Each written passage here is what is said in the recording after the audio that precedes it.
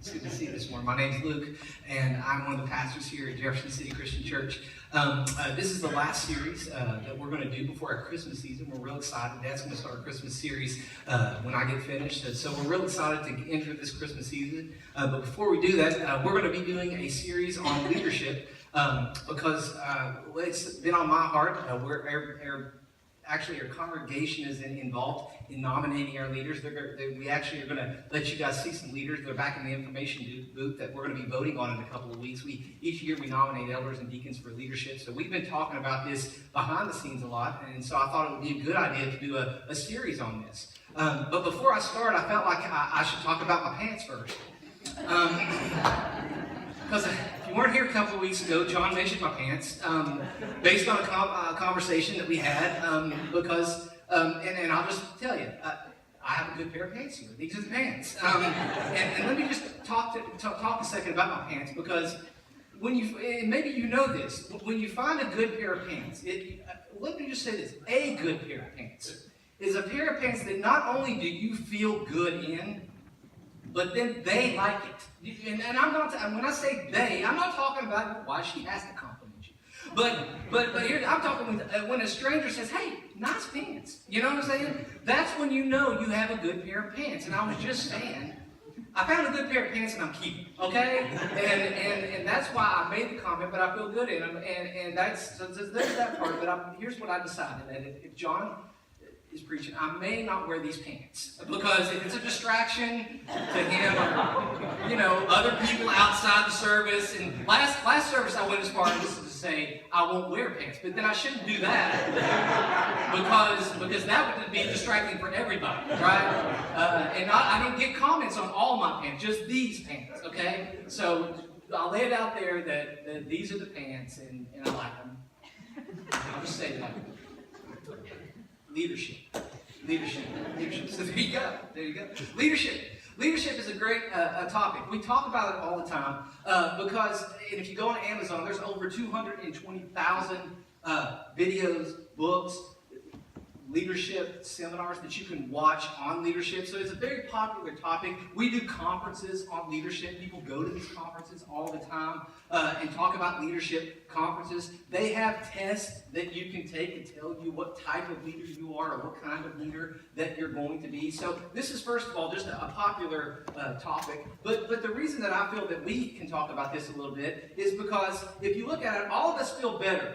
All of us feel a lot better when we have a good leader. And I put some reasons up here. All of us just feel better, and I emphasize that word good because all of us go to work or maybe go to a place where we have a leader, but they aren't a good leader. We don't feel like, But we all feel better when we can walk into an environment where there is a good leader. We feel confident. We want to follow that person. We want to go to boot for them. We want to go to war, and we want to go for that person because they're a good leader. Leadership doesn't just happen, right? And so if you've been put in a leadership position or you feel like you're a leader and you want to put yourself in a good position to lead, so we all understand that leadership doesn't just happen on its own. We have to work at it. We have to go to the conferences, buy the books. We have to take that test to see what type of leader. So it doesn't just happen. But also, I think if I were to poll the room, who's a leader and who's a follower, some people would actually say, I'm a follower. I'm not really a leader. I couldn't be a leader. I don't feel confident in my leadership. Maybe you've been hired or put in a leadership position and you really don't feel confident in that area. And you think to yourself, wow, I don't know how to lead. And I've been put in this position. They voted me. I don't know what they were thinking, but now I'm in this position. And I don't really feel confident in leading, right? And I want you to keep two things in mind as we go through this series. Here's the first thing. Leaders are often called to lead. Now, that's both the physical and the emotional sense. In the physical sense, sometimes we are voted into leadership. There are times when somebody hires you or puts you into a position of leadership where you are called to lead something or someone. And so some people are called, from a physical sense, into leadership. And so we need to talk about that. But some of you maybe feel emotionally called to leadership. Maybe you feel like you should be a leader, or you want to be a leader, and you want to work on that. You're not yet, but you really want to be. So you feel called to lead. And so that's part of it too, both the physical and the emotional side. But here's the thing. I want everyone here to understand that you're a leader if someone is following you. So your leadership environment changes. It's not just the office. It's not just the CEOs and the bosses and things. Let me tell you, if you're married, the Bible talks about mutual submission. And there are times when the husband and the wife have to mutually submit to each other. So there are times when you're making a decision as a husband or wife to lead your spouse in something. Maybe it's a financial decision, or maybe it's a decision on discipline, or maybe you're making a decision about where to go, or where to move, or how to handle a certain situation as a couple. So at one part, one of you is looking to the other one to lead, and one is willing to follow. And so at some point, you're leading that situation. You're not a boss, you're not a CEO, but you're leading. If you work in an office and maybe you have co-workers, you might not be the boss. They don't like the boss. Maybe they're looking for somebody else to follow, and they've chosen you as the leader. They're like, hey, I don't know about that guy or girl. I want to follow you, right? And so you might find yourself in a position where people are asking you questions and you feel led to answer back. If you're a parent, you're a leader because you have people who are following you. You have people who are looking up to you. You have people that you influence every day of your life with children. And so you need to take that seriously as the leader of your home and the leader of their lives. You heavily influence these people. If you have friendships where someone asks you questions, at some point they're following you or they admire you, I bet there are people in your lives that you follow, you admire, you look at from far away and you go, I want to be all about them. I want to watch them. I want to follow them. I want to know what makes them tick. And they might not even know that you follow them or listen to them or are influenced by them, but let me tell you, you may be that person for somebody. So we all, at some point, may be called into leadership. And so we all need to be ready to lead when that time comes in some way, form, or fashion. So here's the question of the series. How can I be the kind of leader that someone wants to follow? Not how can I be a leader necessarily, but how can I be the kind of leader that someone wants to follow, wants to go behind, wants to fight for, wants to go to bat for. That's the kind of leader that you should aspire to be, because you will at some point, like I said, influence someone. So how can we be the kind of leader that someone wants to follow? And I read a book by a guy named Mark Miller, who's the CEO of Chick-fil-A, or one of the vice presidents of Chick-fil-A. He's a great read. It's a great book called The Heart of Leadership. And I've been going through this book, and I'm still going through this book, but it's taught me a lot. And so I want to read some of the quotes throughout this series from that book, because it really had an impact on me. And this is the first quote I want to read, but this is where we're going to start. 90% of our success as leaders will be determined by what's below the waterline. It's our leadership character that ultimately drives what we do and why. It is a true reflection of who you really are as human beings. If you want to start with leadership, you need to start below the waterline. That's where we're going to start. And what he was saying is what I call, or what's popularly known as, he didn't come up with this, the iceberg principle, which most of you may know or may not know this. An iceberg, you only see the top 10% of an iceberg. 90% of that iceberg is actually underwater. And that's what a lot of leadership is. 10% of leadership is how we behave, what people see, our skills, our abilities, what we do. But 90% of our leadership is actually below the waterline. 90% of our influence, 90% of who we are and our character is below the waterline. And that's what makes you a true leader that someone wants to follow. Your worldview, your beliefs, your values, what's right, what's wrong, what's true to you, what is real to you, what matters, your heart. That's where 90% of our leadership comes from. But nobody sees that, do they? Nobody sees that. And so we need to focus, and I want to spend a little time just challenging you today under the waterline. I want to challenge you there today, because I believe that's where leadership starts. And I want to use a guy in the scriptures, typically known as King David, David of the Old Testament. And King David, or David of the Old Testament, is a guy who was a great leader. Whether you believe in God or Jesus, and if you look back in the history books of Israel, they flourished under his leadership. They became a great nation under his leadership. He was a great leader for the people of Israel. So I want you to understand he was a great leader. People wanted to fight for this guy. People wanted to go to bat for this guy. So why is it? What was it about King David? What was it about him? And that's where I want to start, and we're going to use him throughout this series. But before I go into introducing you when he first came on the scene, let's go back about 400 years before he came onto the scene and talk about Israel and the way that they were being led and how things were set up about 400 years before he got there. They were set up as a theocracy. And a theocracy, if you don't know, is a form of government where a deity is your source of authority. You believe in that God as your source of authority. You don't have necessarily a king. So God is your king. And you go and you do what God says. And so in the nation of Israel, they put God as their king. And God would appoint judges to follow his laws. God would dictate laws, and he would dictate the authority. And then the judges, they would rise up, and they would execute his laws, or tell the people about the laws, and do what God wanted them to do. Now, I don't know if you've read much about the book of Judges, but this worked out sometimes. Most of the time, but not all the time. That's the best way of saying it. Sometimes, most of the time, but not all the time. Because if you notice that in the book of Judges, you will see that there were a lot of judges. And a very popular phrase from the book of Judges is, they did right in their own eyes. They were doing right in their own eyes. So many times a judge would rise up, God would give them instructions, God would give them laws, and they would follow those laws to the point where they thought they could do better than God's laws. And so they would do what was right, what they thought was right in their own eyes. And it always went back. It went back for them, and it went back for the people who followed them. And bad things would happen. And when God saw a judge who was doing right in their own eyes too much, and he was messing up, or she was messing up, he got bad. And that's why you see a lot of judges going up and down.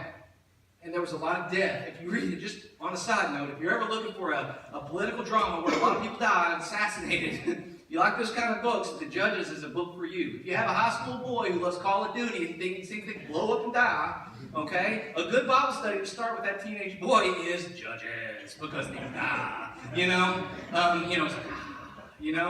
So that's an aside. That's just So yeah, Judges is a great book to go through if you want to see that. But the last judge was a guy named Samuel. And Samuel was a good judge. He obeyed God. And he did what was right in God's eyes. And so he followed God in his commands. And everybody liked Samuel.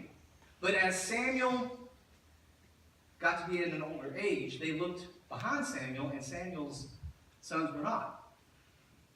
And they did not do what was right in God's eyes. In fact, a lot of times they would be bribed by money, and they would be influenced by outside things. And so the people were seeing that Samuel was on his way out, and the sons were on their way in, and they didn't like the idea. So they called a meeting in 1 Samuel chapter 8, verses 4 through 5. If you have your Bible app, your scriptures out, 1 Samuel chapter 8, 4 through 5 says this. So all the elders of Israel gathered together. They had a meeting, and they came to Samuel at Ramah. They said, "You're old." Which is not a good start to a meeting. Probably didn't flatter Samuel very much. But they simply said, "You're old. You're getting old. And your sons do not follow your ways. Now appoint a king to lead us, such as all the other nations have." Big deal. Big deal. We don't want God as our king anymore. We want somebody. We want a figure. We want a figurehead. That's what we want. We want to be like all the other nations around, because this theocracy thing's not working for us. We're tired of it. So give us a king. And God sent Samuel back to warn them what a king would be like. And warn them of the things a king would do to their sons, to their daughters, to their land, to their resources. But they didn't want to hear that. They wanted a king. They wanted a king right away. So 1 Samuel chapter 8, verse 7 said this: "Listen to all the people are saying to you. It's not you they have rejected, but they've rejected me as their king." Samuel, don't take this personally. You're just an extension of me. It's not you they have rejected. It's me. And so, God gave them exactly what they wanted. And a man named Saul was the first king of Israel. And Saul was handsome, good-looking guy. Saul was strong, a head taller than everybody else, and even though his tribe wasn't the biggest tribe of Israel, he just stood out in the crowd. And he was a good fighter. Man, I don't know how good of a fighter he was, but he was a good fighter, better than most. And they wanted to follow Saul. And he had this little cute thing where he was a little shy, kind of reluctant leader, but then he came out, and the more he got used to it, the more he liked it. And everybody looked at Saul and said, this looks like a king. But here's the problem with Saul. Saul, many times, did what was right in the eyes of Saul.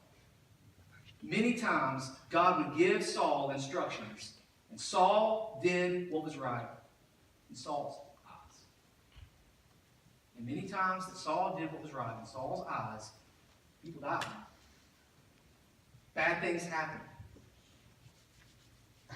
And so Saul was rejected by God. And he said, I need to replace Saul as king of Israel. I need somebody I can depend on, somebody that will follow. I need another king.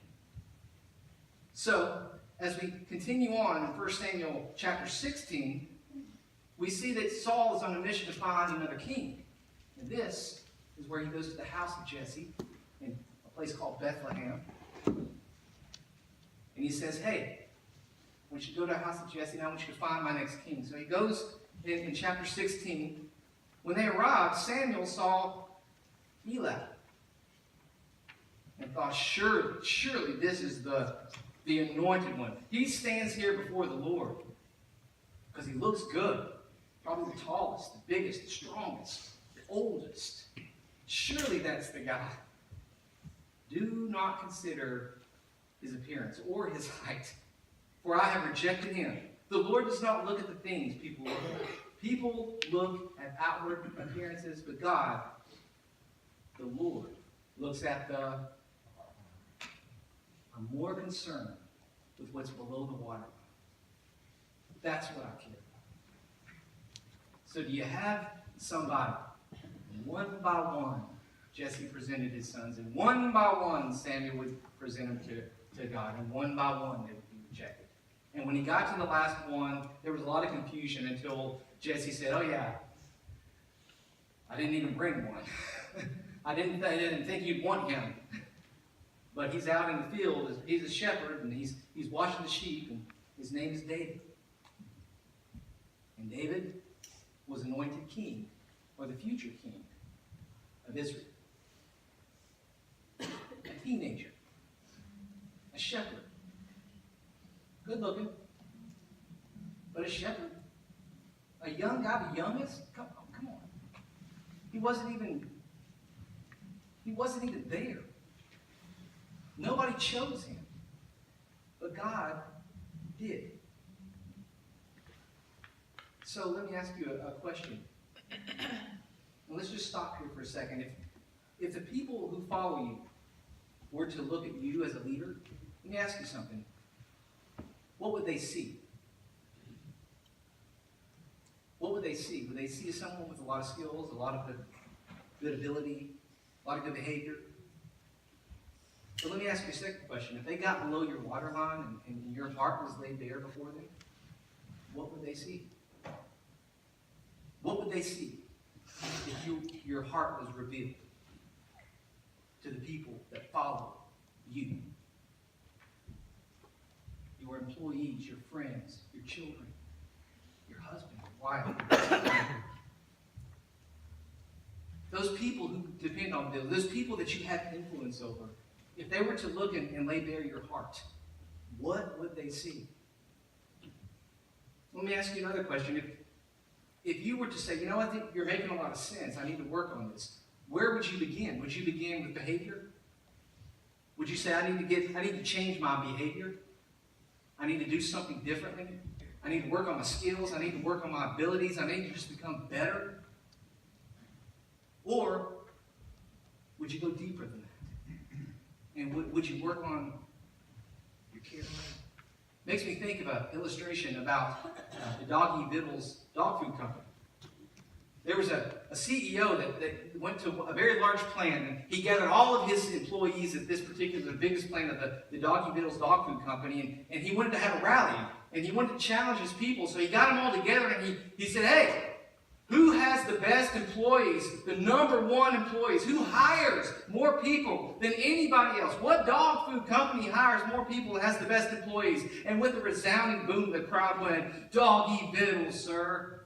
Who spends more on packaging and development of their product than anybody else in the world? What dog food company does this? Doggy Vittles, sir. What company ships more Doggy Vittles, more dog food to any other place in the world? Who goes to more outlets, more stores, more places than anyone? The number one in the world. What dog food company? Doggy Vittles, sir. Then why?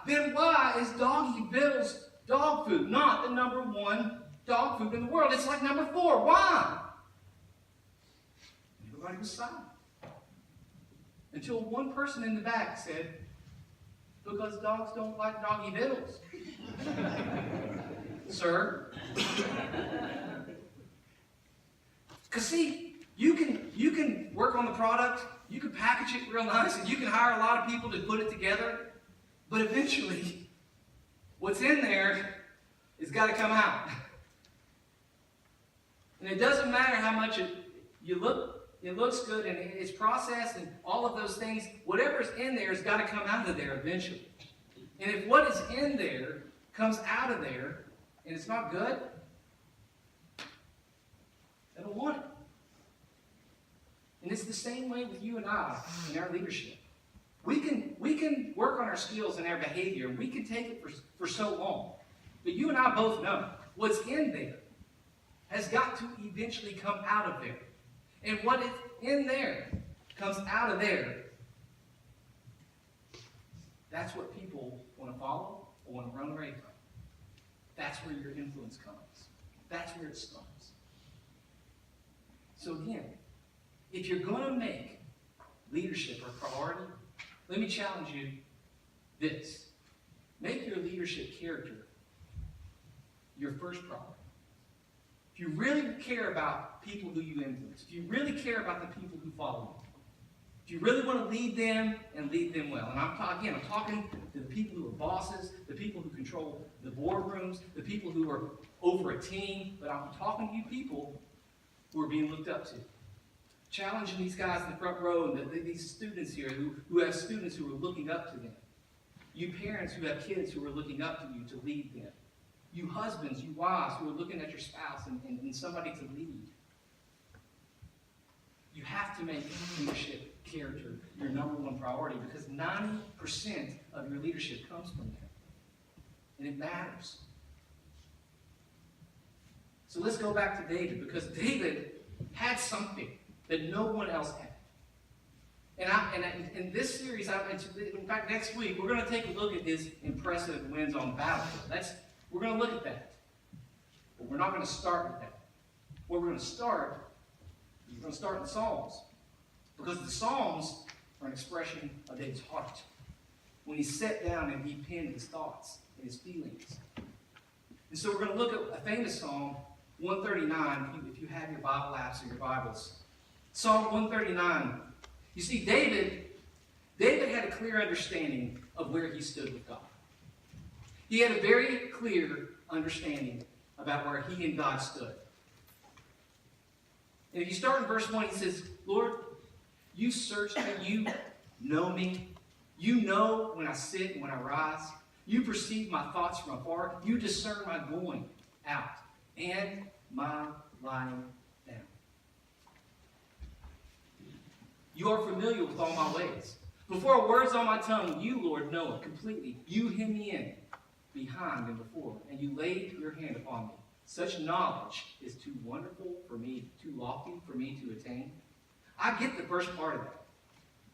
God, you know me better than anyone else. You perceive my thoughts before a word is spoken out of my mouth. But you know, a lot of people hear that and say, man, I don't want God up in my business like that. If that's I don't know if I want to believe that God who knows every word I think before I say it. Because there's a lot of words I don't say. But if you know everything I say, or I'm about to say, or I'm thinking, I don't know if I want that. I mean, you go before me, where I sit, when I rise, you perceive my thoughts. That's hard. But for him, it was too lofty for him to attain. That made David, in my opinion, a lot more transparent with God. Because God knew him. It made his relationship with God a very transparent relationship. He was able to praise God, to get angry at God, to be confused, and he didn't hide it. In fact, if you look at, I saw this psalm, there's many psalms like this. Psalm 69, verse 1 through 3 said, "Save me, O God, before the waters have come up on my neck. I sink in the myriad depths, where there is no foothold. I have come to the deep waters, for floods engulf me. I'm worn out calling for help. My throat is parched. My eyes fail looking for my God." Simply put, God, I'm drowning here, and I'm looking for you, and you're nowhere to be found. I'm dying here. I don't understand what's going on, and I'm looking for you, and you're hidden from me. Where are you? When's the last time you had that conversation with God? But that's the kind of relationship they had, where he simply said what was on his heart, because, again, God knew his heart. God knows him better than anybody else.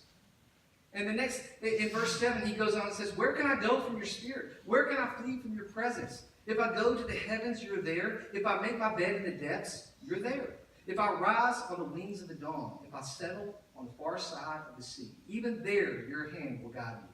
Your right hand will hold me fast." God, as a leader, I'm going to have great times, and I'm going to have some times that are not so great. Tough times. But whether in good times or in bad times, God, I can depend on you to walk every step with me. You're going to walk there with me. You're going to be with me. You're going to stick with me the entire way. Whether I'm in the depths or as high as a bird, you're there. Every step of the way. God, you know me. And God, I can depend on you to walk with me every step of the way. Keep going to 13. "For you created my inmost being. You knit me together in my mother's womb. I praise you because I'm fearfully and wonderfully made. Your works are wonderful. I know that full well." Now you could look at this and he has one of those moments like myself. Like, "This is a good pair of pants. I look good in this." You know? He's just looking in the mirror, admiring what God made. Or you could say, "You know what? I'm a teenager. There are times that I sit in my room and I don't know what kind of leader I'm going to be. I'm scared. But God, you made me. I'm fearfully and wonderfully made. So if I've been put in this position of leadership, if this is where you put me, then I must be ready. Because you made me. You made my personality. You made everything about me. So if I find myself in this position where people are following me, where I realize that I'm being influential in someone's life, guess what? I may not feel qualified, but you made me. And you're going to make it work. And because you made me, I'm going to do it. In fact, we can even say it this way. You made the right decision. Right? You literally made the right decision, God. And that was me in this position of leadership. God knows him better than anyone else. He depended on God. He knew that God put him in a position. He knew that he was made for what he was meant to be made for. And he was confident in that. But that's just part of the story. God, he had an understanding. He realized this about God, but there's a second part that I want to look at, and it's verse 23 and 24 where he says, "Search me, God, and know my heart. Test me and know my anxious thoughts. See if there's any offensive way in me. And, God, you lead me in the way of everlasting."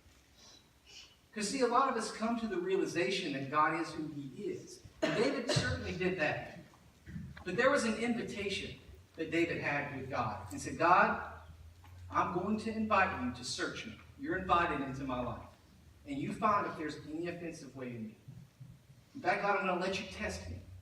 And the tests, I welcome the tests.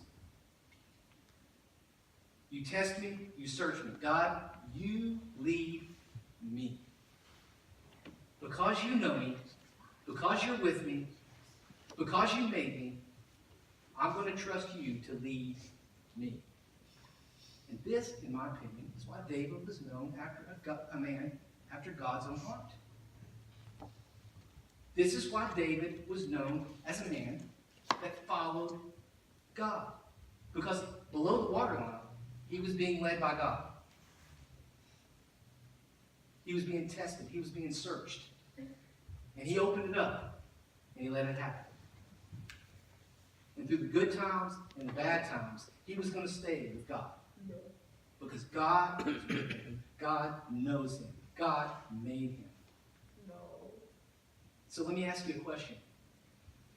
Who leads you under your waterline?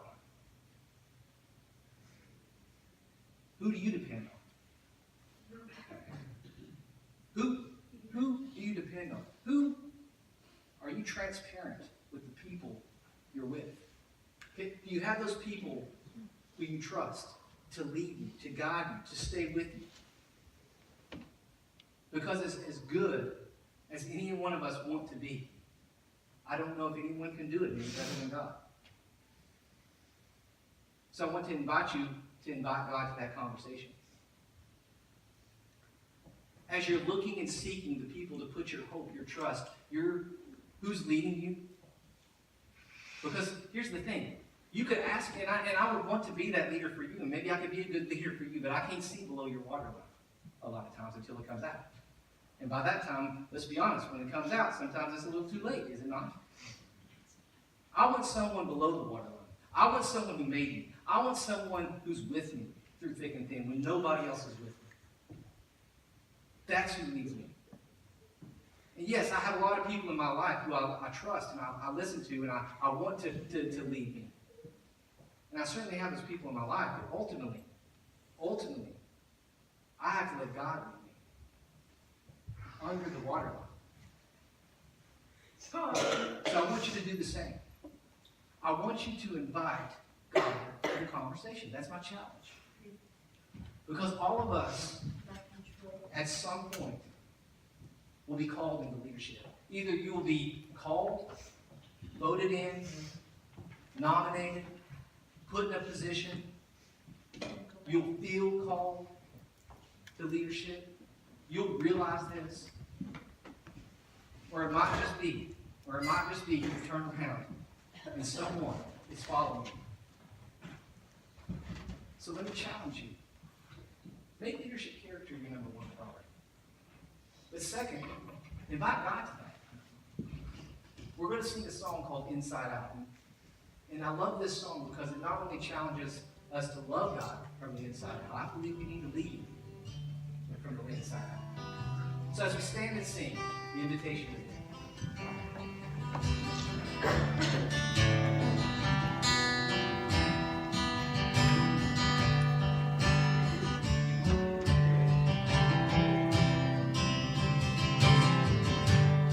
sing 1,000.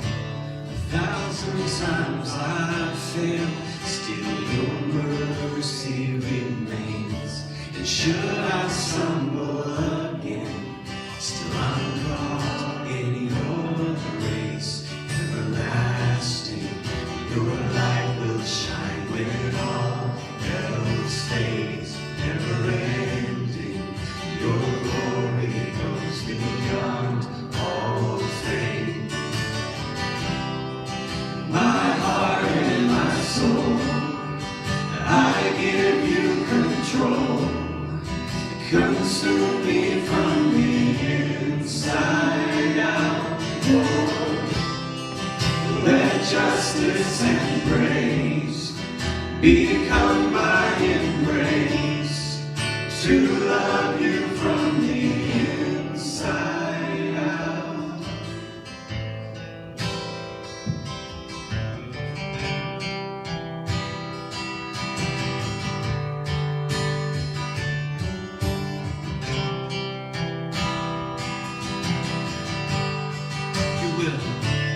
will above all else, my purpose remains.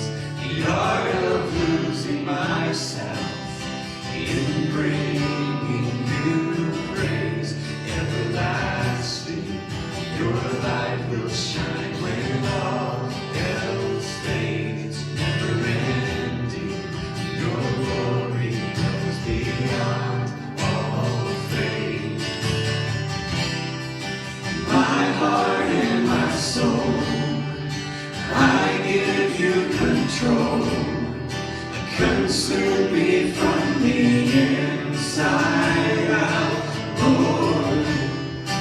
Let justice and praise become my embrace.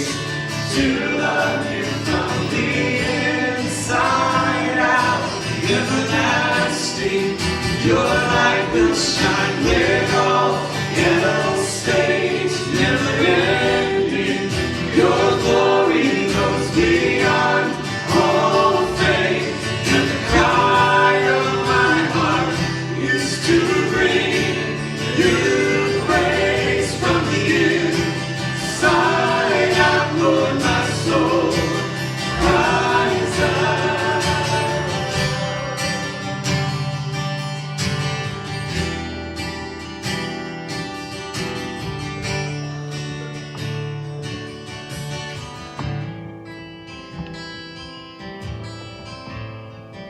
Sing my heart and my soul, I give you control. Consume me from the inside out, Lord. Let justice and praise become